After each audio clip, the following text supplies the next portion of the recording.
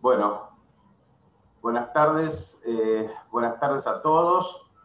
Una alegría recibirlos nuevamente en esta actividad de la Comisión Compliance Penal Estratégico de la Asociación Argentina de Ética y Compliance.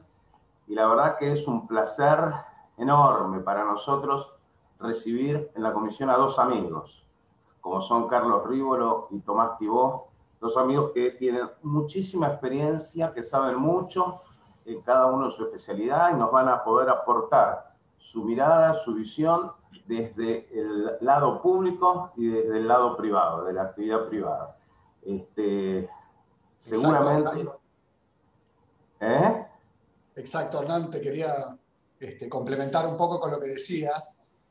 Va a estar Carlos Rívolo de parte del Ministerio Público Fiscal y Tomás Thibó, que ahora ya los voy a hacer una presentación a cada uno de ellos. Y un poco la temática es a 3 años de la sanción de la 27401, ¿no? La ley denominada Ley de Responsabilidad Penal de las Personas Jurídicas. Es una ley que en realidad no vino a poner la responsabilidad de las personas jurídicas, ya existía en nuestro país. Teníamos la ley el Código Aduanero, la ley penal tributaria, teníamos la ley penal cambiaria, pero vino a poner responsabilidad de las personas jurídicas en determinados delitos que están enunciados en el artículo primero, ¿no? Y también vino a poner más sobre la mesa los programas de integridad que ya existían, pero les dio una relevancia mucho más profunda al sostener que si tenemos estos programas de integridad y con algunos otros requisitos, autodenuncia y la reparación digamos, del beneficio, la devolución del beneficio, se pueden obtener exenciones de pena. O sea que vino a poner en la mesa muchas cuestiones importantes para todos los compliance officers, ¿no? Fue una ley que tardó en llegar, pero finalmente llegó. Y un poco la idea con Hernán y la Comisión de Compliance Penal Estratégico era analizar un poco qué es lo que pasó a 3 años de la sanción de esa ley. Y quién mejor, como decía Hernán, que Carlos Rívolo desde la parte de los fiscales, ¿no? Como presidente de la Asociación de Fiscales, con su vasta experiencia en el tema, ¿no? Ya ha sido parte, digamos, de nuestras reuniones de la comisión en otros años, y ha sido expositor en estos temas.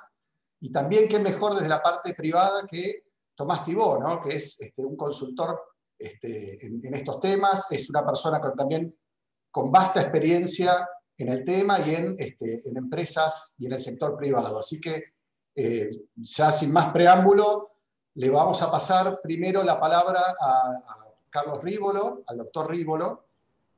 Sí les vamos a pedir que cualquier pregunta que tengan, van a ver ahí que el chat está desactivado, pero hay un icono de preguntas y respuestas. Por favor, háganla a través de ese icono. Nosotros las vamos a tomar y se las vamos a hacer a los dos expositores que ahí veo que aparecieron y a quienes nuevamente le damos la bienvenida. Y les agradecemos que estén acá participando, que hagan las preguntas a través de ese icono, y nosotros vamos a evacuar las preguntas luego de las dos exposiciones, ¿no? Que va, como les dije, a empezar el doctor Rívolo y después el doctor Thibó va a continuar. Así que bueno, nos ponemos en manos de ellos, que van a exponer, agradeciéndoles, y le paso la palabra al doctor Rívolo. Muchas gracias, Carlos, por estar, y todo tuyo, el auditorio. Por favor. Bueno, muchísimas gracias por la invitación en esta nueva oportunidad. No los debería demorar mucho para lo que me han convocado a hablar, para serles sinceros. Gracias por compartir este espacio con Tomás Thibó también, en términos en los cuales creo que desde el lado privado deberíamos aprender bastante más cosas desde lo que hemos hecho del público. ¿Y por qué les decía que no debería demorarlos demasiado? ¿Y por qué esta importancia del lado privado? La realidad que lo ensayé a 3 años de la sanción de la ley 27401. La respuesta un poco de su funcionamiento es la siguiente. ¿qué hacemos con la ley 27401? Que todavía no conocemos absolutamente ningún caso. Pero como algo debo decir, quiero tratar de despertarles o por lo menos generar algunos conflictos, generar algunos disparadores para que tal vez después en las preguntas pueda haber un ida y vuelta en términos en los cuales ustedes quieran tener alguna respuesta desde el Ministerio Público Fiscal. Y esto está bueno y está bueno en el marco de coyuntura, aparte donde se está dando la discusión hoy sobre el Ministerio Público Fiscal. Miren, inicialmente ustedes ya todos conocen que la ley 27401, como toda ley, es un hecho del poder y no nace de un repollo. Básicamente tuvimos que sancionar esta ley, se trabajó en esta ley porque había una demanda muy importante vinculada a convenios, vinculados a la lucha contra la corrupción, a un ingreso de la República Argentina hacia la OCDE, que demandaban de alguna u otra forma que esta ley, que sancionara de alguna manera el soborno transnacional, estuviera presente en nuestra legislación. No solamente esto, nos exigían un sistema acusatorio del cual mucho se habla, sistema acusatorio, ¿qué es lo que implica? Sobre los fiscales claramente recae ahora o va a recaer en el sistema federal, solamente esto es en Salta y Jujuy, por ahora, la carga de la prueba y la formulación de la acusación. Saben ustedes que venimos de sistema en sistema, venimos de un sistema completamente inquisitivo donde investigaban los jueces, sistema completamente errado en el mundo, sistema completamente errado incluso en nuestro país, en la propia ciudad de Buenos Aires y en muchas de las provincias. Pasamos a un sistema mixto, donde es lo que tenemos hoy, un rato investiga el juez, un rato investiga el fiscal, si el juez quiere se lo da al fiscal. Y digo todo esto en lo que tiene que ver con lo que el compliance officer se va a tener que enfrentar en algún momento en términos de cuando se ponga en funcionamiento esta ley, cuando haya el primer caso, ante quién en definitiva va a tener que rendir alguna explicación, si es la que la va a tener que rendir.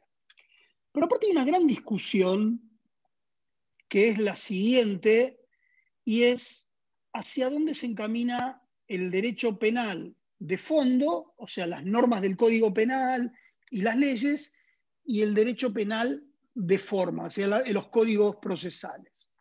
Esta es una pregunta que la quisiera dejar para el final, en términos de definición, pero básicamente para que ustedes saquen la conclusión, porque hay un camino que tanto con la ley del imputado colaborador, la 27304, un poquito anterior a esta, y esta ley de responsabilidad penal de empresas, nos marca que el derecho penal, y esto le duele mucho a los clásicos, camina hacia un derecho penal premial, camina hacia una justicia penal negociada, camina hacia lo que el sistema acusatorio quiere por excelencia, que es la rápida resolución del conflicto.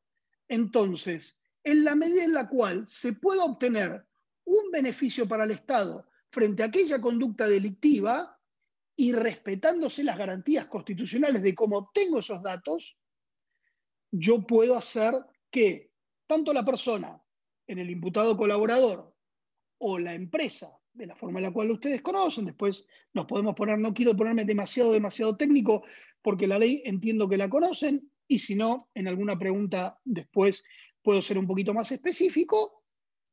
También la empresa puede ser recompensada adoptando una actitud hacia el Estado de autodenunciarse. Obviamente esto encuentra mucha resistencia en términos en los cuales cómo esa persona, cómo esa empresa se pone a autodenunciarse y si no viola una garantía constitucional contra sí mismo en términos de confesión. Tema que después puedo explicar por qué creo yo que esto no lo hace absolutamente de ninguna manera, pero bueno, el punto es, venimos de sistema en sistema procesal desde que el juez investiga hasta que le toca a los fiscales, y con un derecho penal que, tomando leyes de otros sistemas, se encamina a esta cuestión de una justicia penal negociada. Ciertas cuestiones interesantes para verificar. Ustedes saben concretamente que, bueno, esta ley estableció la responsabilidad penal para empresas de capital nacional o extranjero, con o sin participación, y básicamente apunta a todos aquellos delitos en los cuales están vinculados funcionarios públicos. El cohecho, la negociación incompatible, la concusión, el enriquecimiento ilícito o en términos de balances o informes que sean falsos conforme las regulaciones contables de una empresa. Ahora bien, no obstante esto, la empresa o los responsables por los hechos que cometen estos, mejor dicho, la empresa es responsable por la comisión de estos hechos de manera directa o indirecta, con su intervención, con el interés o con el beneficio. Y acá es importante verificar también que la empresa se hace responsable por la participación de los terceros cuando tácitamente, aun cuando tácitamente, haya dado su acuerdo en la comisión de ese hecho.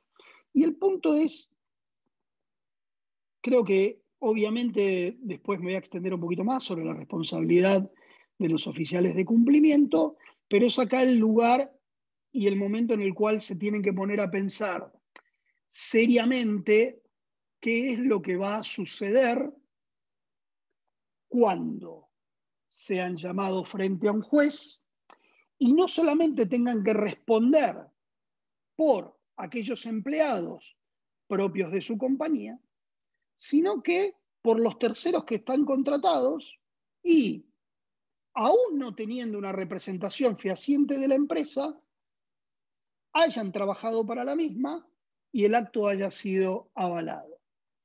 Es obvio, y también va a haber ejemplos sobre los cuales vamos a hablar seguramente, que el plan de reglas, el plan de cumplimiento, las reglas internas que ustedes deban tener, deban ser lo suficientemente fuertes como para poder comprobar que, aún con la diligencia debida, estas fueron vencidas por el accionar de estas personas que están involucradas dentro de estos acontecimientos.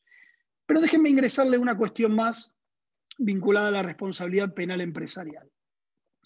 Para todos o muchos de aquellos que seguramente están participando de este webinario, en una noche, cuando se sancionó la ley 27.304, tiramos a la basura literalmente la mitad de la biblioteca que nos decía y con la cual habíamos estudiado que no había ninguna posibilidad de responsabilizar a una persona jurídica, que esto en el derecho era una cuestión de índole en todo caso, materia del derecho civil o del derecho comercial, que era una cuestión de índole netamente objetiva, porque nosotros siempre estábamos con la subjetividad de la persona. Pero obviamente hay una evolución muy fuerte en términos de encontrar la responsabilidad aún objetiva de las personas jurídicas y de sancionarlas a través de lo que tiene que ver con desde las multas hasta su muerte civil.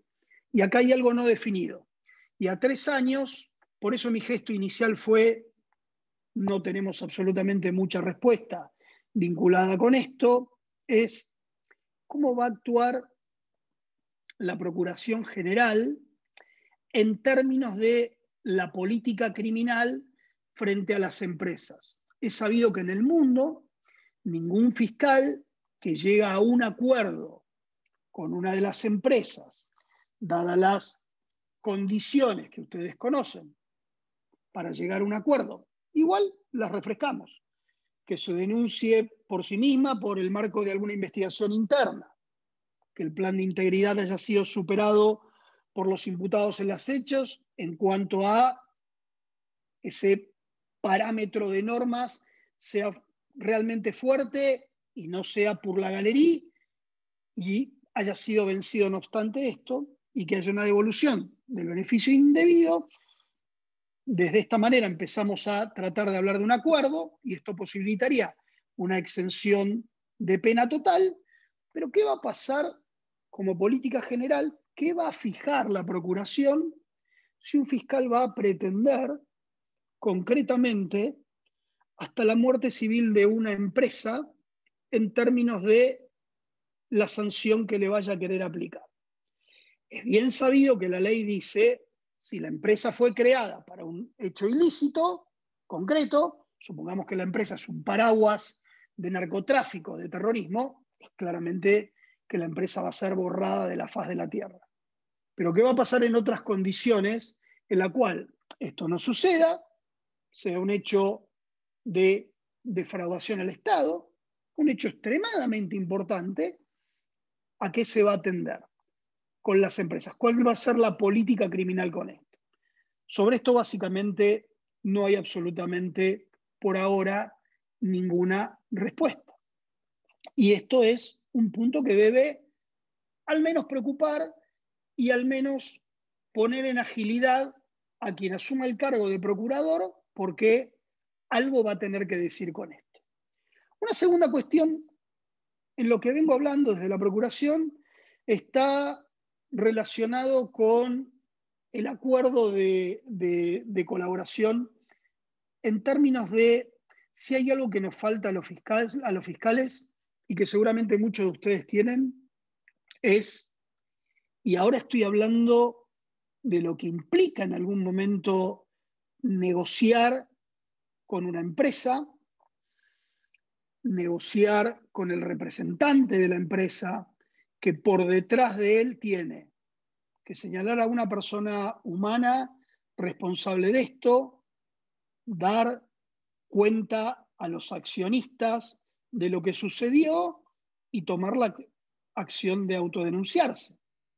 Con lo cual, cuando un fiscal recibe una denuncia o una autodenuncia en estos términos, digo que tenemos que estar capacitados porque claramente no es lo mismo negociar con una persona humana en términos de los casos a los cuales estamos acostumbrados.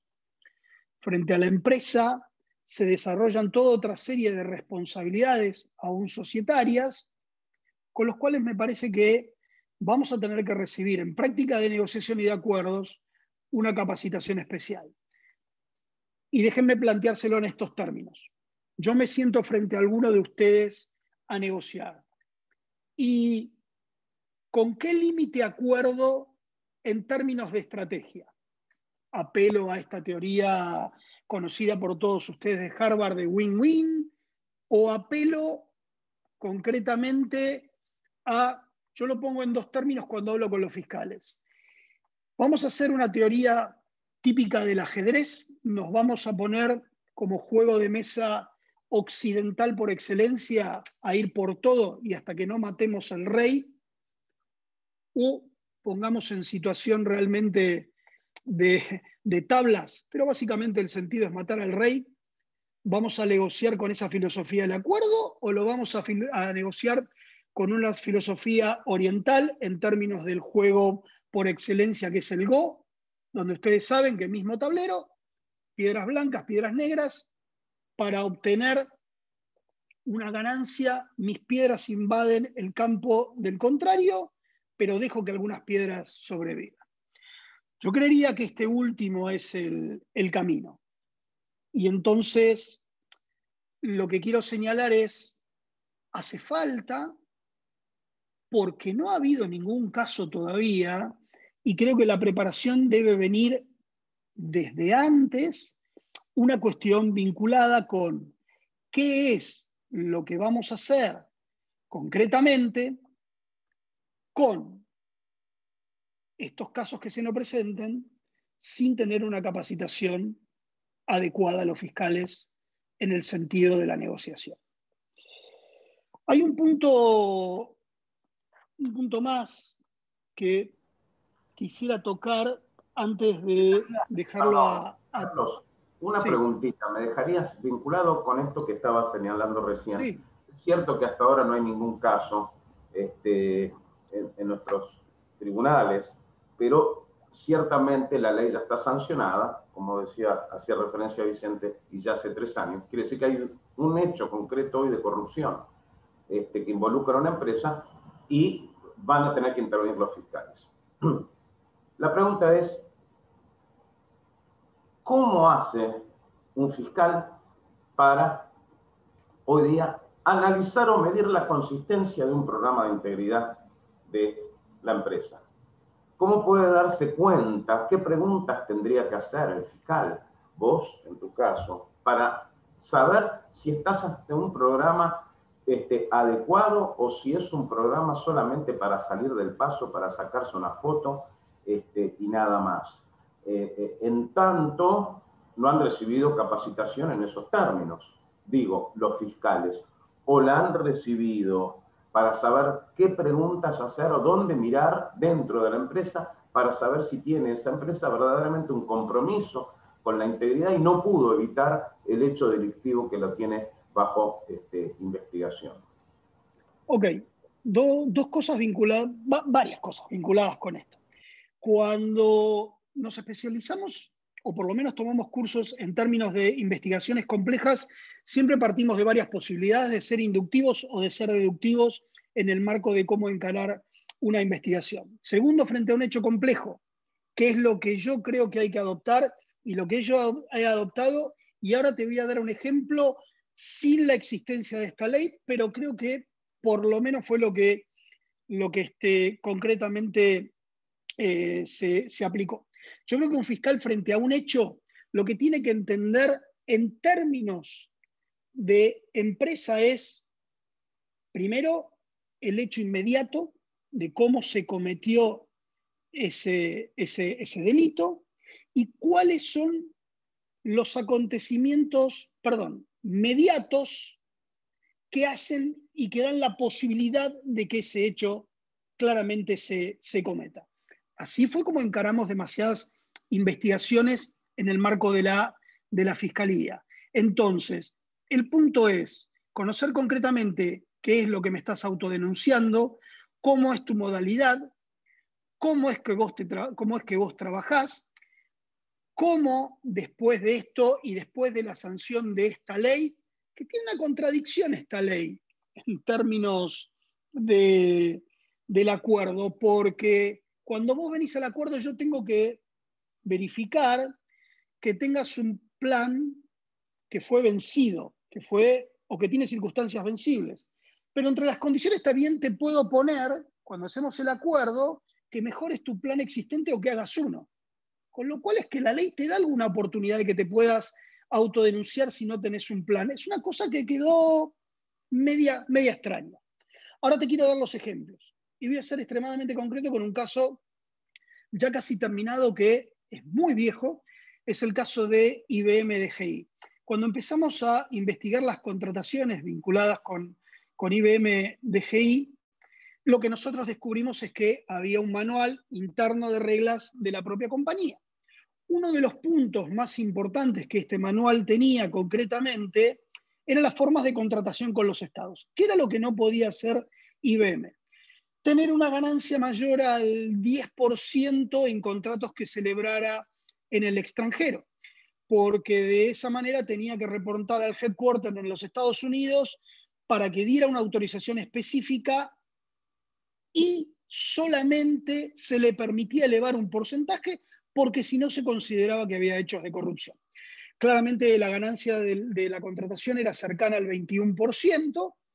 Cuando paso a paso fuimos viendo el manual de la compañía desde el punto de vista de fiscales y sin la existencia de esta ley, lo que nos iba permitiendo hoja a hoja de ese manual era ver cómo podía la compañía desarrollarse, cómo debía la compañía actuar y en qué casos había una infracción administrativa y en qué casos si esa infracción administrativa tenía una veta penal. ¿Por qué no la intervención al headquarter? ¿O por qué se le había dado, no obstante lo cual habían dicho que sí, pero lo habían dicho de una manera irregular? porque básicamente lo que hubo, para quienes recuerdan, un contrato que originalmente eran 33 millones de dólares en términos de la instauración del sistema de jubilaciones y pensiones y posteriormente del CITRIP, del Sistema Integrado Tributario. Todo eso que en conjunto salía 33 millones de dólares, se terminó pagando 535 en la República Argentina. Más insumos, más quien tomaba el software, porque como saben ustedes, IBM no provee software, provee solamente hardware, con lo cual se fue casi a unos 900 y pico de millones de dólares lo que terminó pagando la República Argentina. Pero lo que nos permitió a nosotros, y esto es importante para los fiscales, es, y yo lo llamo de esta manera, cada vez que nosotros tomamos un manual de reglas de una empresa de cómo debe moverse, sobre todo en contrataciones con el Estado, para nosotros se nos transforma en el libro de los hermanos Grimm de Hansel y Gretel. Si alguien tiene la delicadeza y el ojo, obviamente por eso te entendía que uno entienda la cuestión inmediata y las inmediatas de dónde se mueve esa empresa, en qué mercado y cuáles son las condiciones. Le apunta a ese manual. Verifica que es un manual que está bien hecho, que uno no fue y lo sacó de la etiqueta de quienes seguramente hacen manuales enlatados y le llenan cada uno de los rubros. Y puede ir determinando cómo se fue dando esa condición. Yo entiendo que a un fiscal se le puede hacer sencillo, se le puede hacer mucho más verificable que esas condiciones del contrato hayan sido realmente delictivas, si no se salen del manual. Es decir, nadie va a escribir un manual para este término. Y déjame que termine con esto en términos, después para más preguntas si querés.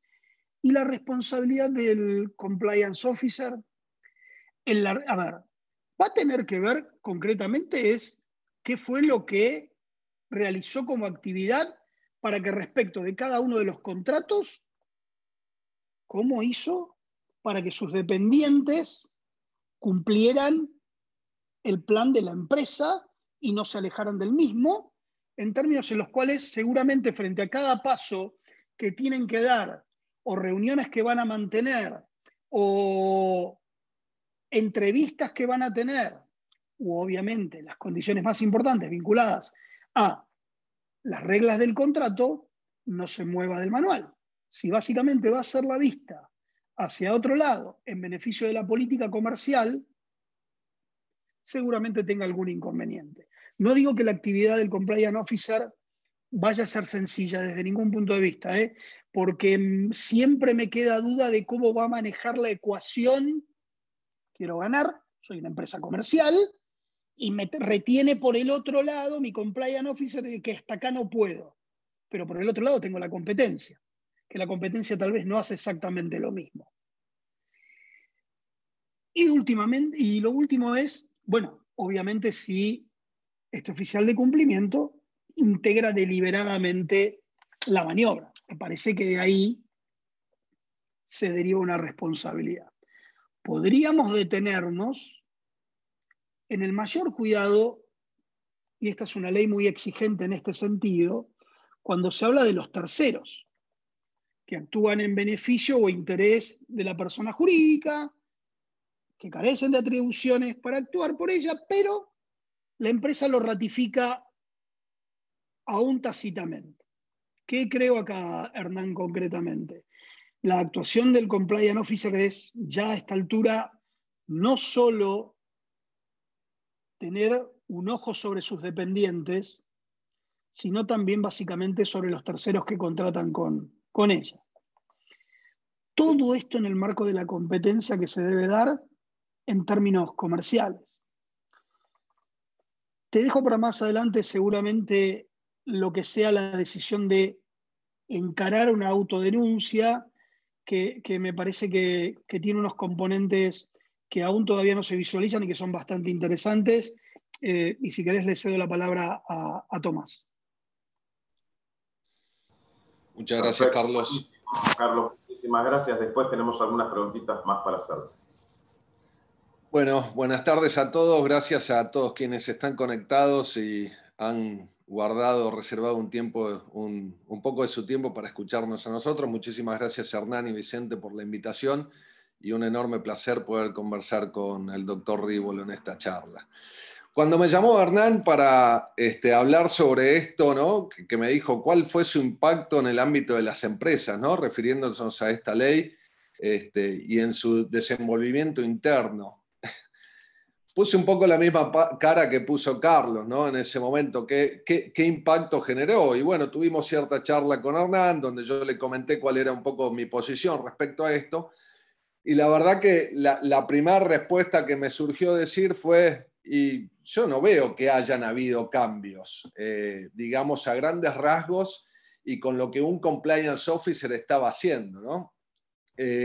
Después empecé a pensar un poco más porque el tiempo pasa, nosotros seguimos trabajando, seguimos en nuestra vorágine diaria y no nos tomamos el tiempo de pensar hacia atrás de dónde venimos y hacia dónde vamos, ¿no?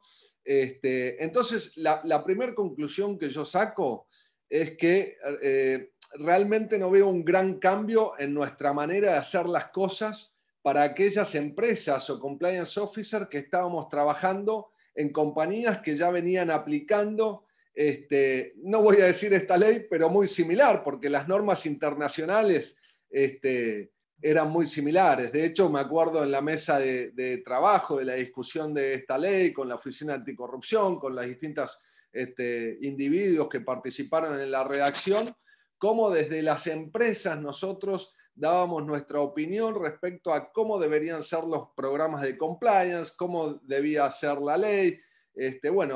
La verdad que tiene muchos condimentos esta ley sobre, o tomados de distintas leyes como FCPA de Estados Unidos, UKBA, ley de Brasil, bueno, se analizó Perú, Chile, o sea, era como que había muchos elementos que ya veníamos aplicando. Entonces, recuerdo en ese momento cuando se dicta la norma y desde la corporación donde yo estaba trabajando me piden que la explique o que les marque las diferencias que habían con FCPA. La verdad que era una respuesta similar a la que le di a Hernán en su principio, no cambió nada, o sea, seguimos haciendo lo mismo. Que por un lado para nosotros quienes estamos trabajando en esta materia desde hace años atrás, era bastante sencillo, ¿no? Porque a veces estamos acostumbrados en este país a tener leyes que son totalmente distintas a lo que el mundo marca. Y en este caso veía que estamos yendo por un camino similar a lo que hacían otros países del mundo y tiene que ver un poco con esto que había mencionado Carlos respecto a las obligaciones internacionales que teníamos con la OCDE y con los demás temas anticorrupción y bueno, y el país quería ir por ese lado. Entonces, me parece que va por ahí la cosa. Ahora, no quiero ser injusto en el sentido que todo suma a nuestra función y a nuestro rol de compliance officer, ¿no? Me acuerdo las primeras charlas que yo tenía que dar a los empleados de la empresa o a los pymes, distribuidores, a la cadena de valor, y les decía, tenemos que cumplir con esto y digamos que nuestra herramienta para persuadir era, no, porque si usás Gmail o Hotmail va a venir Estados Unidos y el gobierno de Estados Unidos, la SEC, y tiene capacidad para perseguir el delito que cometiste, ¿no? Y la gente nos veía de manera incrédula, escéptica, no podían entender cómo por usar el Gmail o el Hotmail, o por tener, aunque su casa matriz no estuviera en Estados Unidos, esto podía pasar, ¿no? Entonces, cuando se dicta la ley, sí hubo un real impacto en lo que significa la cultura de compliance, que eso es lo importante en las empresas, más allá de que después cumplamos las normas de compliance por lo que dice la ley o por lo que dejó de decir la ley o si queremos respetarlo o no. Compliance es mucho más que eso para mí y creo que para muchos de los oyentes también. Es un estilo, es una forma de hacer el trabajo diario, ¿no? No pasa por la ley. Esto que decía, no cambió nuestra forma de trabajo, pero sí nos ayudó a seguir convenciendo a la gente e ir con esta posición y con estos argumentos para poder seguir trabajando en este sentido, que realmente quienes deciden ir por el camino de compliance no lo hacen justamente por la existencia de la ley, sino que lo que hay detrás de eso, y creo yo, es mucho más fuerte, es el propósito, son los valores, es la ventaja competitiva que puede haber, y no me voy a cansar de decir que hay una ventaja competitiva en todo lo que tiene que ver con compliance, y en este último tiempo lo pude verificar de manera significativa, especialmente con las pymes. Así que, bueno, me parece que va un poco por ahí, ¿no? Yo cuando creo que nosotros como compliance officers tenemos que dejar de hacer lo que la ley manda o dice o no dice, sino que tenemos que estar convencidos de este mensaje que estamos pasando, ¿no? Y el dictado de esta ley ayudó a que nosotros tengamos más fuerza. Con una voz más fuerte, que las personas que no entendían esto del correo digital empezaran a preguntarse, bueno, ahora está en Argentina, ¿qué está pasando? Y nos daba también la voz más fuerte a quienes veníamos hace muchos años hablando de esto, es decir, veníamos hablando de esto hace 10 años atrás y ahora aparece esta ley, bueno, qué adelantados, qué avanzados. En realidad no es que los que estábamos como compliance officers fuéramos avanzados, sino que ya veníamos viendo lo que estaba pasando en el mundo y nuestras casas matrices nos iban indicando cómo teníamos que trabajar y de qué manera teníamos que hacer esta cosa, ¿no? Que llamaron compliance, que antes era cambió de diferente nombre, ¿no? Manual de ética, manual de conducta en los negocios, integridad, compliance. Después cada cultura o cada empresa lo va llamando de distinta manera. Sin embargo, hoy me siguen cuestionando esto de la ventaja competitiva, ¿no? Como en aquel comienzo, y creo que tiene que ver un poco también el hecho que no haya ningún caso todavía sobre la aplicación de la ley, y dicen, bueno, pero ¿cuál es la ventaja competitiva? Si en realidad, como decía Carlos, el competidor hace, la competencia no hace lo mismo. ¿Saben cuántas veces tuve que discutir con los empleados diciéndome, pero vos sos más papista que el Papa, que la competencia no hace lo mismo, que vamos a perder el negocio? Pero en definitiva, cuando están los valores y principios de la compañía bien sólidos, no importa qué es lo que hace la competencia. Cuando uno cree firmemente en la ventaja competitiva que esto le da, no mira a la competencia para justificar el camino indebido o que considera indebido, sino que la mirará por otros temas comerciales, pero no para eso. Entonces, otra cosa que sí ayudó el dictado de la ley es que, bueno, que la competencia también empezó a mirar un poco a ver qué era esto de la ley de responsabilidad penal de las personas jurídicas. Entonces, quien no estaba convencido con el tema de los valores, empezó a preguntar, empezó a capacitarse, a entender, a ver de qué se trataba. Y les venía diciendo esto de la ventaja competitiva que todavía no se cree, ¿no? Y yo les doy ejemplo concreto, ¿no? Que si no fuera una ventaja competitiva, ¿por qué los países que están mejor rankeados en Transparency International tienen mejor Producto Bruto Interno o tienen mejor situación económica o seguridad jurídica? ¿Por qué es eso si no es una ventaja competitiva? O mejor dicho, ¿no te deberíamos ir por ese lado para poder mejorar nuestra economía? Esto quizás es como el huevo de la gallina, ¿no? Estamos en una situación compleja, económica, con algunos matices de corrupción. Bueno, ¿qué hacemos? ¿Empezamos a trabajar en compliance para mejorar o utilizamos estas excusas que tenemos hoy para todavía ser más corruptos o tenerle el justificativo, ¿no? El otro día escuchaba en una charla esto que a nivel persona, ¿no? El riesgo empieza a incrementarse también, porque la presión económica y financiera empieza a darnos determinados argumentos como para decir, bueno, no me queda otra, tengo que ir por este camino, y se genera entonces esa racionalización interna o esa confusión de decir que está bien hacer esto porque estamos en crisis. Entonces, eso sí es un punto que a mí me preocupa, ¿no? Que si las bases del compliance no están bien sólidas, cualquiera puede despegarse un poco dependiendo si la ley tiene enforcement o no lo tiene, si hay un determinado sector o una determinada, digamos, un contexto que te empuja a actuar de otra manera, ¿no? Así que me parece que ese sentido, la ley sí ayudó a poner el compliance todavía más arriba, más allá que, como les anticipaba al comienzo, no era que haya cambiado nuestra forma de trabajar, pero sí nos ayudó a convencer a los que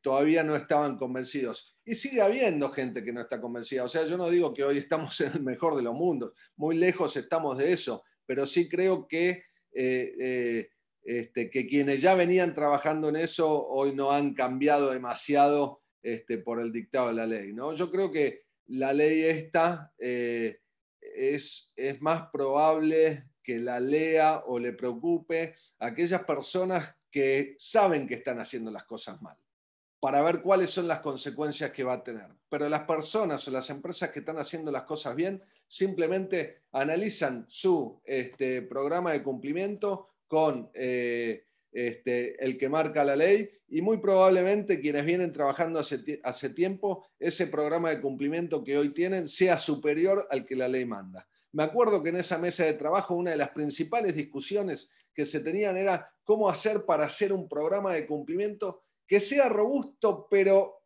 no tanto, porque lo que había que hacer era promulgar que se trabaje en este sentido y no dejar a muchos afuera, ¿no? Y cosa que a mí, la verdad que me pareció bien, en el sentido que no podemos de un día para el otro cambiar las leyes de una forma tal que creamos que la cultura de nuestro país se va a adaptar únicamente por la existencia de una nueva ley, ¿no? Me parece que es un proceso. Cuando hablamos de compliance, creo que tenemos que hablar de algo a largo plazo. Lo mismo sucede cuando hablamos de ventaja competitiva, y aquellos que dicen la ventaja competitiva no la veo. Bueno, ¿qué empezaste a trabajar en compliance? ¿Hace 1 año, 2 años, 3 años?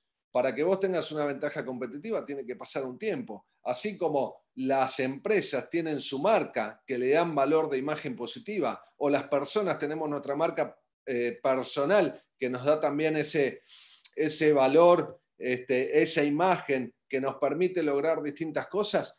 Lo mismo pasa en compliance. Tenés que trabajar a largo plazo para poder ir generando una buena percepción del otro lado.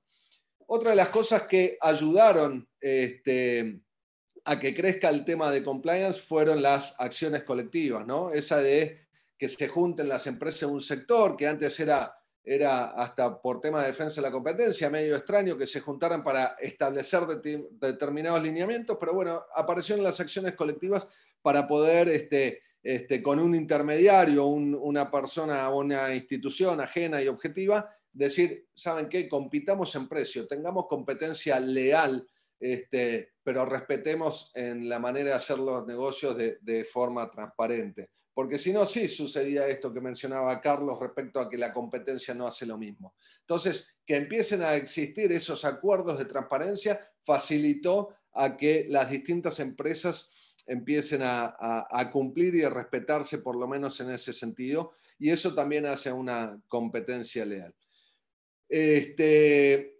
En los últimos tiempos estuve trabajando también con esto de asesorar a las pymes, ¿no? Si les corresponde, le aplica la ley, no, si participan en licitaciones públicas o no, que esto, perdón, entre paréntesis, lo de las licitaciones públicas, que en algunas jurisdicciones se requiere que tengan programa de cumplimiento, también colaboró a que distintas empresas empiecen a investigar a ver de qué se trata el manual de cumplimiento, el código de ética o lo que fuera, como lo llame cada empresa.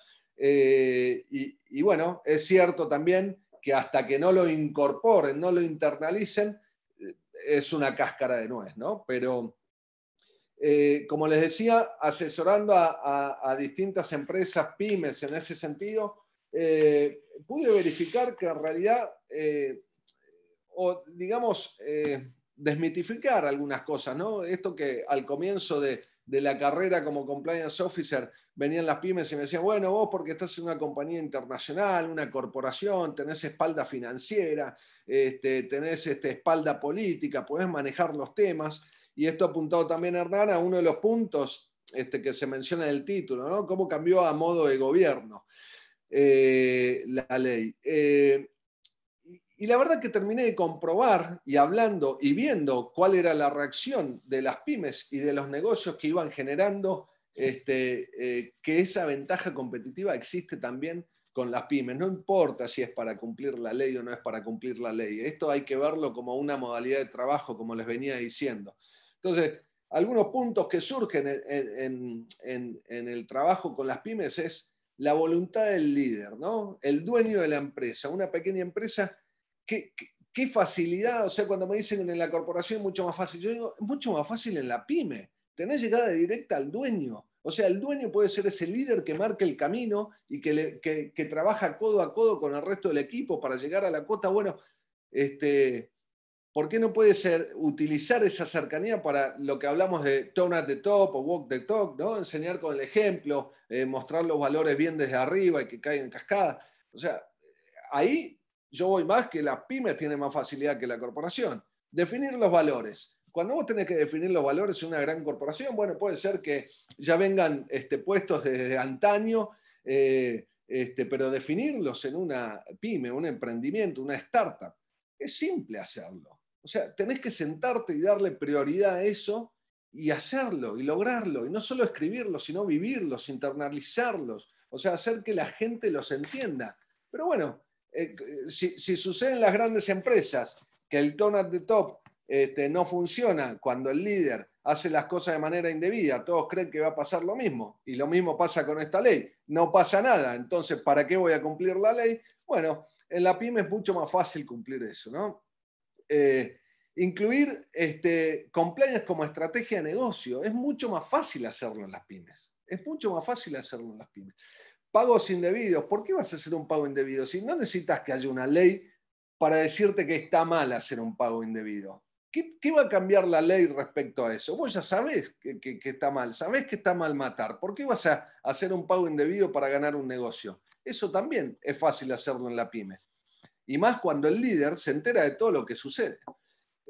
Mapeo de riesgo es simplemente sentarse y hacer el mapeo de riesgo. Probablemente el mapeo de riesgo de una pyme sea mucho más sencillo de elaborar que en una gran corporación que participa en 200 países, en 150 países. Conflicto de interés, cuando me dicen, no tenemos ninguna política de conflicto de interés, pero ¿cómo? ¿No te das cuenta que esto es en beneficio de tu empresa, es en beneficio de tu negocio? Saber lo que tus empleados están haciendo, que sepan que hay un conflicto, que sepan que tienen que trabajar en este sentido para esta empresa, que vos sos el empleador que le paga el sueldo. Entonces, cuando me dicen en la gran corporación es mucho más fácil, no lo entiendo. Los entrenamientos, es mucho más fácil entrenar a 10 personas que entrenar a 5.000.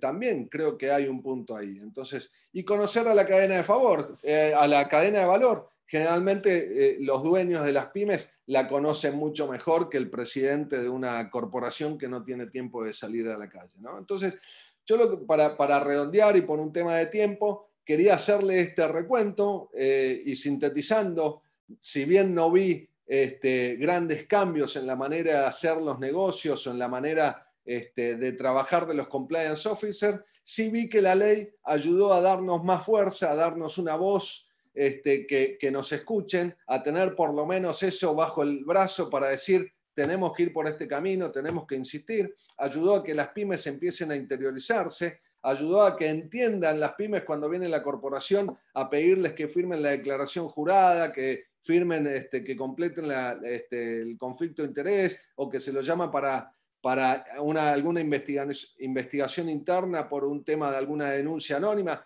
Sirvió para que eso se entienda, se interiorice. Y en definitiva, creo que la ley se aplique o la ley no se aplique, quienes estamos, y creo que la mayoría de los oyentes trabajan en compliance, quienes estamos trabajando en temas de compliance, lo hacemos generalmente por una convicción.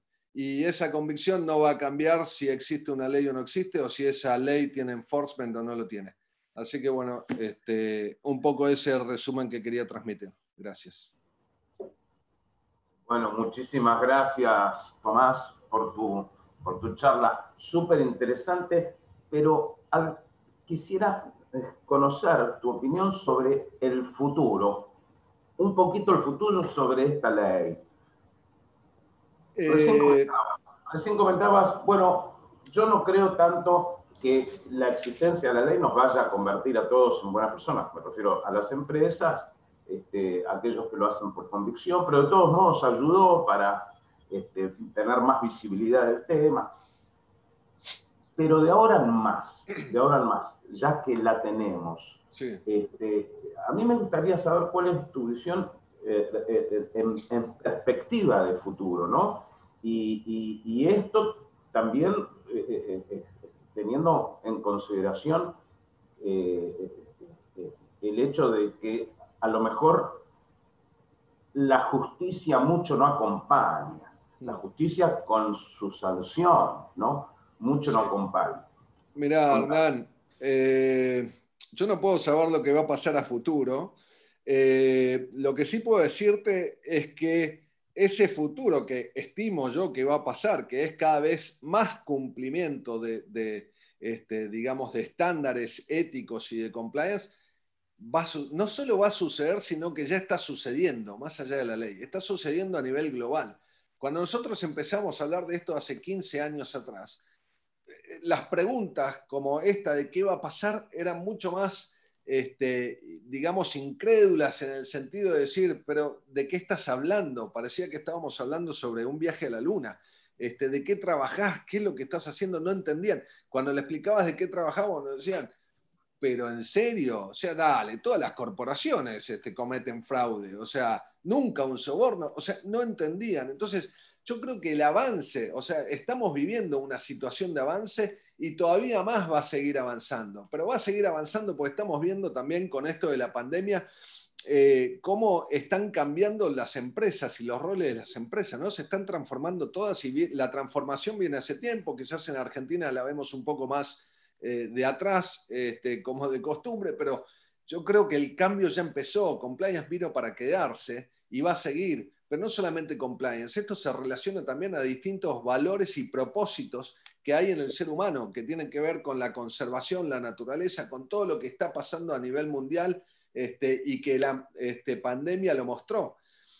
Uno de los problemas que está mostrando también la pandemia es que empiezan a haber mayores riesgos por el tema de la tecnología y por la falta de control, ¿no? Porque el compliance officer, ¿quién es? ¿Es el que controla o es el que asesora? Yo siempre fui de la idea que no soy el sheriff, el controlador, yo soy el que asesoro para hacer las cosas de la mejor manera y tener negocios sustentables, ¿no? Sustentabilidad, otra palabra que se habla mucho en estos tiempos.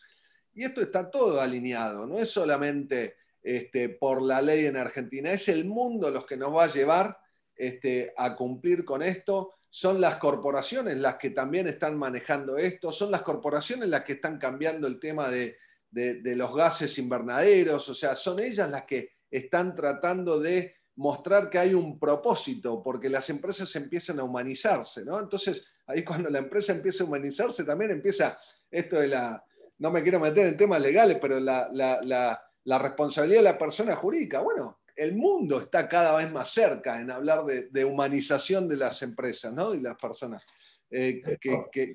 Pero bueno, creo que va por ahí la cosa. Esperemos que realmente haya consecuencias y no quede, o sea, con quien tenga que haber y que no quede simplemente en esto de seguir hablando de cultura y qué es lo que hay detrás, porque así como el dictado de esa ley ayudó a darnos más fuerza, creo que la aparición de algún caso también va a ayudar a decir que esto viene en serio y que tenemos que cambiar como seres humanos para poder lograr negocios más sustentables y convivir, ¿no? Sí, Tomás, estoy totalmente de acuerdo y un poco mi comentario va a ser trayendo un poco las preguntas que hicieron los participantes, estoy uniendo dos en una, y un poco lo que pensaba de tu posición en cuanto a la no aplicación. También hicieron comentarios respecto a que el titular de la Oficina Anticorrupción hoy en día en una reunión que hizo Marval hace poco, habría dicho, yo no estuve, que lo mejor de esta ley es que no se aplica. Esto lo estoy sacando textual de lo que dijo un oyente, un participante, y que a él no le cierra la cuestión de la responsabilidad penal de las personas jurídicas, cuestión, como dijo Carlos, discutida hace años, ¿no? Desde la perspectiva de la acción, de la culpabilidad y demás. Pero la pregunta mía sería, la posición que toma este funcionario en este caso, ¿va a repercutir en algo en cuanto a, o podría repercutir en algo en cuanto a decir, che, si el propio Estado hoy en día no le da la relevancia que le tiene que dar, ¿para qué voy a invertir siendo una pyme o siendo una sociedad en un programa de integridad cuando estuve en una charla y esta persona dijo que lo que te acabo de decir, ¿no? Un poco esa sería la pregunta, ¿no? Mira, Vicente, intentaré ser cuidadoso en mis palabras por no estar el emisor presente. Doy mi opinión respecto a eso. O sea, quiero que no generar una mala interpretación, ¿no? Yo no digo que la ley no sirve. Yo lo que digo es, si le estoy hablando a una comunidad de compliance officer, es que sepamos que estamos en un momento donde debemos levantar nuevamente la bandera como la levantábamos años antes, aunque la ley no existiera. O sea, estamos en un momento donde nosotros tenemos que hacer que el mensaje vaya en cascada al resto de las organizaciones y convencerlos que hay que cumplir porque es conveniente. Lógicamente, mi posición siempre va a ser que si una ley existe, hay que cumplirla. Con eso no hay discusión. Yo no puedo decir, bueno, es lo mismo que exista o no exista. Ya comenté un poco cuáles eran los beneficios que yo creía que esta ley había traído y lo sostengo, ¿no? Me parece que sí, que si hay una ley es para cumplirla y en todo caso modificarla, no tirarla a la basura. Pero creo que es eso, que va por ahí la cosa. Queda claro. Tengo una para Carlos, una pregunta Vicente, también. Sí, Carlos. Déjame responder lo anterior.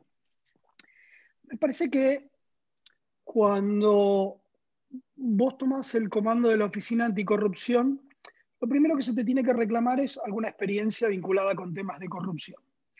Esto es punto número 1. Punto número 2, entiendo que lo que hace el titular de la Oficina Anticorrupción es adherir a toda esta posición clásica que tiene que ver con la no penalización de las empresas en términos de no considerar que son sujetos de derecho aplicables de sanciones. Todo lo cual me parece que va en contra de donde se mueve claramente el mundo. Por otro lado, y acá lo uno con otra pregunta que me parecía interesante, porque fui anotando más o menos las preguntas, y perdón, Vicente, que tome tu rol, en términos de qué opino que la Oficina Anticorrupción no sea querellante en las causas. Esto opino. Bien, yo a la Oficina Anticorrupción, a la UIF, a la FIP, a todos los organismos técnicos del Estado, los quiero como testigos, los quiero como organismos técnicos, si fuera fiscal de juicio, en una audiencia en la cual vengan a apoyar mi estrategia para formular una acusación en términos en que me expliquen técnicamente por qué. La UIF, hay una evasión, hay un lavado de dinero. La FIP, ¿por qué hay una evasión?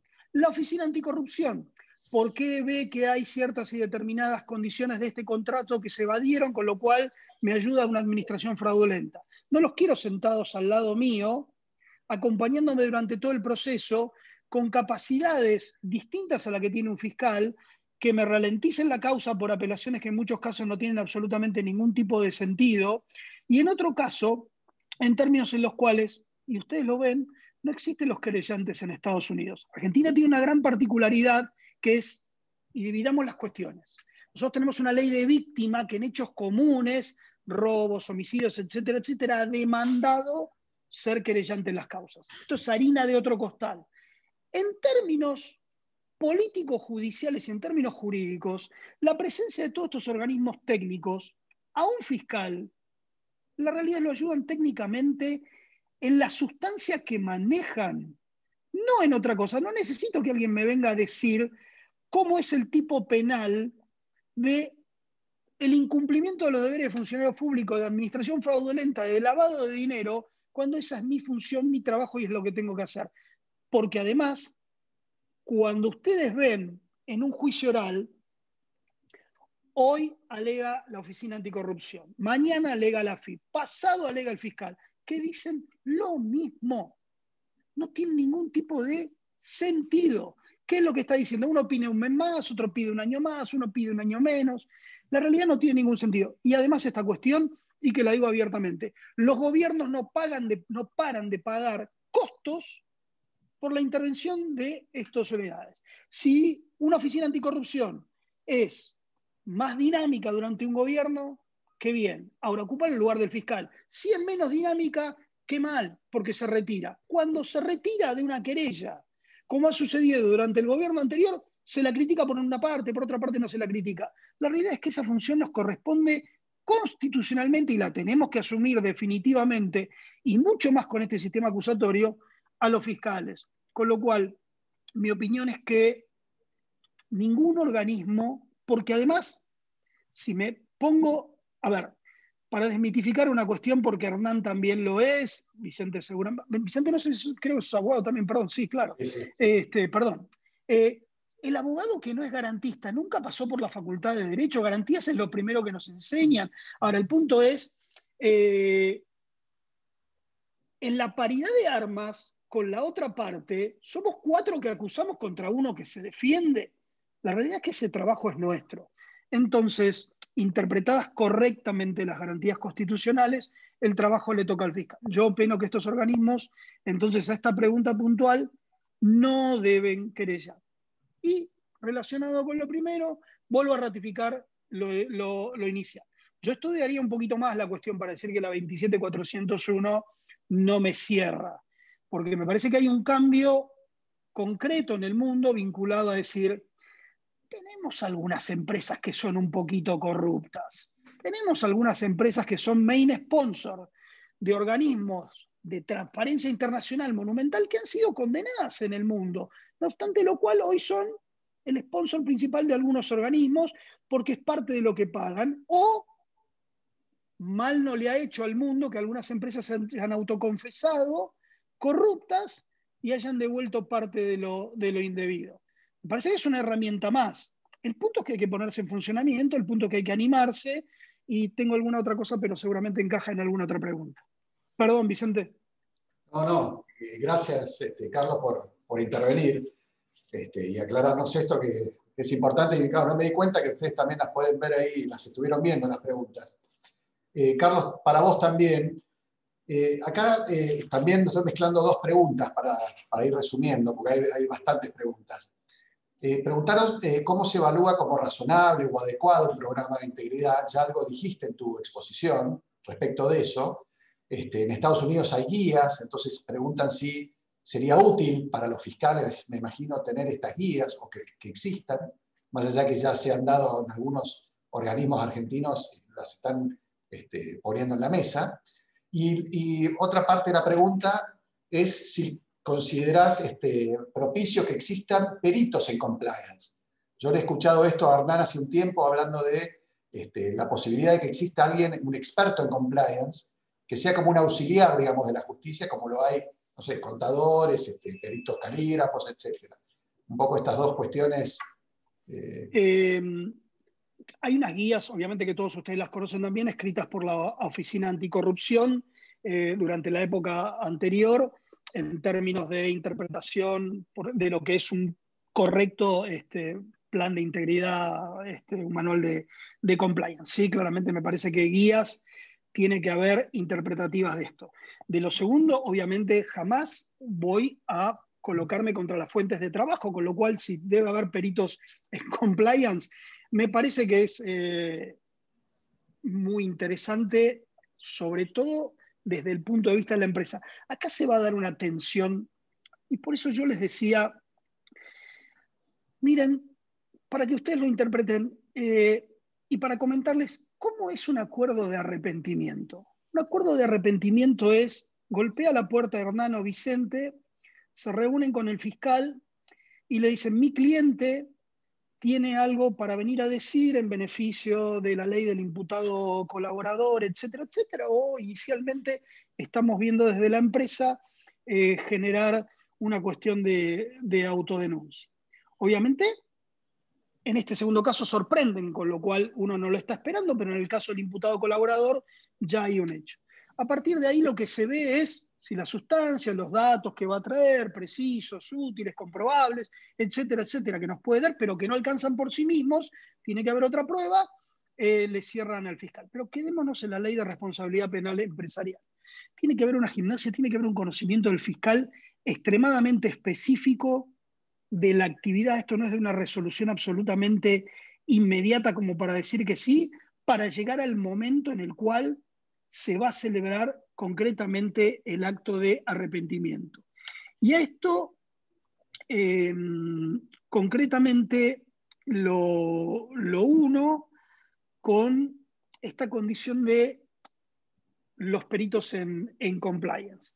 A mí me parece muy interesante su existencia, tanto como otra pregunta que estaba dando vuelta es si yo creo que la Procuración va a tener que dictar normas generales. No me cabe la menor duda, y normas generales que se van a tener que modernizar permanentemente en esta actividad. No es algo que vaya a ser pétreo, que quede una vez y para siempre, y para eso seguramente también deba atenderse a diversas fuentes, como las que mencionaban también en las preguntas, a lo que tiene elaborado el Consejo Profesional de Ciencias Económicas o la Asociación Argentina de Ética y Compliance, es decir, a visiones en otro lugar. La capacitación para nosotros debe necesariamente ser permanente en esto, y vuelvo con las dos cuestiones. Tanto peritos, tanto instrucciones generales de la Procuración General de la Nación, y una pregunta más que había, y de las procuraciones provinciales, porque la dinámica del negocio de una provincia tal vez no sea la misma de la ciudad de Buenos Aires para analizar de los fiscales federales. Si alguna de las compañías tiene la sede en provincia y el negocio es completamente distinto y la jurisdicción es completamente distinta a la federal de la ciudad de Buenos Aires, es obvio que el fiscal deba estar, por decir alguna cuestión, involucrado en el negocio yerbatero en el área de Misiones, de Corrientes, de Formosa, o en el área vitivinícola en la región de Cuyo. Tiene que entender, para mí, concretamente, y podríamos seguir y podría pelearme con Hernán durante mucho tiempo, que tiene que estar conociendo el hecho mediato y el inmediato, que fue lo que me pasó a mí concretamente en la investigación del caso Lapa, donde Hernán fue defensor y yo podría analizar ese caso sin la existencia del compliance, pero a través de lo que fue el análisis del manual de la empresa, que como saben ustedes, el negocio aeronáutico combina la seguridad contra la rentabilidad. Si quiero ser muy seguro, me quedo en el piso y no hago absolutamente nada. Pero como mi negocio es volar, tengo que tener una condición de seguridad que equilibre la economía y la seguridad. Obviamente yo lo que sostenía es que claramente la seguridad estaba completamente quebrada. Hernán me ganó en una parte, yo gané en otra, salimos casi empatados en las condenas. Pero el manual de la empresa en sistema aeronáutico, siendo la actividad aeronáutica una actividad antinatural, nadie está preparado para volar, y menos un pájaro que pesa 50 toneladas con 200 personas atrás, más la carga, más el combustible, hay que prepararse demasiado. Cuando las normas de seguridad se relajan, pasa lo que sucedió. Entonces, ese manual le decía, desde quien limpiaba los baños hasta el presidente de la compañía, pasando por el jefe de seguridad aérea, y permítanmelo colocar como un oficial de cumplimiento a esa persona sui generis en aquel momento, que era lo de que debía hacer y lo que no debía hacer. Y algo que introdujo, me pareció súper interesante, Tomás, en términos de si un oficial de compliance se le va a dar la responsabilidad solamente de asesoramiento o va a tener ese poder de stop. Esto no se puede hacer, hasta acá llegamos, esto no se hace. Esto va a ser muy importante para un fiscal para determinar en definitiva la responsabilidad penal como autor, partícipe, coautor de ese oficial de cumplimiento. Gracias. Hay algunas compañías que tienen, el compliance officer tiene poder de veto, ¿no? Donde se planta y le dice esto no se puede hacer. No son todas, pero algunas lo tienen. Sí, Vicente, querías decir algo. Sí, a ver, yo tenía otra pregunta para Tomás, pero siempre tiene aristas donde Carlos también puede aportar. Acá una de las preguntas dice, las empresas tienen los manuales, ¿no? Pero no promueven la denuncia de los empleados. Y esto un poco yo lo estoy relacionando con, en Estados Unidos, lo que llaman el whistleblower, y allá en Estados Unidos tienen incentivos, no solamente un incentivo en la medida que sea imputado, ¿no? Como acá, de una sanción en grado de tentativa, del delito que sea, sino tiene un incentivo económico. Preguntarle a Tomás si él cree que algo de eso podría funcionar acá desde una perspectiva práctica, por decirlo de una manera, y cómo sería, y Carlos, desde la perspectiva de un penalista, si eso podría tener alguna objeción desde lo legal, digamos, de alguien que en su momento va a cobrar por denunciar, ¿no? No sé, ¿qué opinión tienen ambos, ¿no? Respondo. Yo siempre estuve en contra de los incentivos. Me parece que la denuncia, o sea, hoy cuando tenemos que ir a hacer una denuncia por alguna situación incorrecta, no vamos por un incentivo, vamos porque quizá el incentivo es otro, ¿no? Esta cultura de la que hablamos. A mí me parece mucho más fuerte pelear por la necesidad de hacer la denuncia y de generar esa cultura que por el incentivo mismo. Yo no estoy tan de acuerdo que no se promueva la realización de denuncias. O sea, a mí me tocó atender muchísimas denuncias y me tocó también impulsar que esas denuncias se hagan.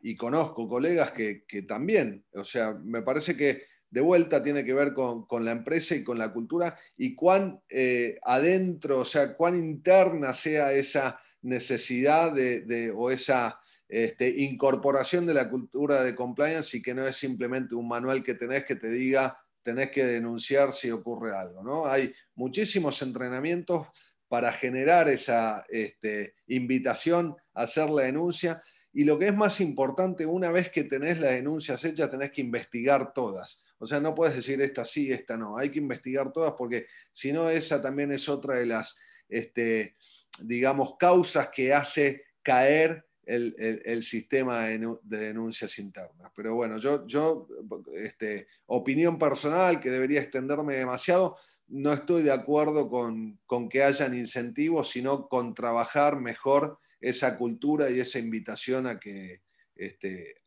hayan denuncias, pero porque hace al programa de compliance, hace a la cultura interna de compliance. Yo no veo a la denuncia como algo aislado, sino como un elemento más. Y si vos hiciste bien todo el resto, vas a tener las denuncias que necesitas o que son necesarias de acuerdo a las situaciones que están ocurriendo, ¿no? Gracias. Vos querés agregar algo, Carlos, ¿no? Sí.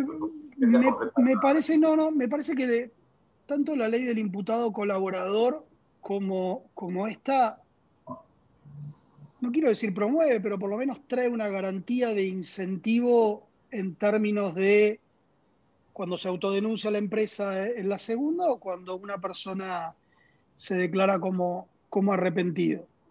En la primera a mí no me cabe la menor duda, después de estudiar mucho varias legislaciones, cuando una persona se arrepiente. La persona no se arrepiente ni cuando va a perder su patrimonio, ni cuando va a perder su dignidad, ni cuando va a perder su reputación. Se arrepiente cuando está a punto de ir preso. Y esto no es realmente algo que no haya sido estudiado. Y la condición es, por más que cueste, los legisladores, la herramienta que dieron para negociar, al menos en la primera etapa, es el beneficio de la excarcelación o de la exhibición, en la medida en la cual la conducta penal lo permita. En este caso pasa medianamente lo mismo, porque lo que yo me pregunto es, Y tomando lo de Tomás, ¿qué es lo que va a llevar a la empresa a autodenunciarse? Que charlando un poco con los fiscales brasileños y sobre el tema de Odebrecht, yo les preguntaba si Odebrecht explotó en el mundo con su sistema de corrupción. Entonces, ¿cuánto podía haber en términos de decisión comercial haber decidido implosionar en términos de que el sistema de pago de cohechos, de coimas, no lo podían sostener más en el tiempo?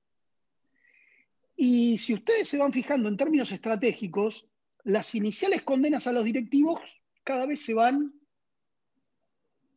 reduciendo en términos de años, sin perjuicio de los pagos de las multas y sin perjuicio de algo que siempre me llamó la atención en muchísimos casos. La empresa no perdió los contratos. Este es un punto a definir por los fiscales y básicamente por una normativa de la Procuración General. Que lo decía al principio, ¿vamos a matar simplemente a la compañía? Eso es algo a lo cual hay que acostumbrarse.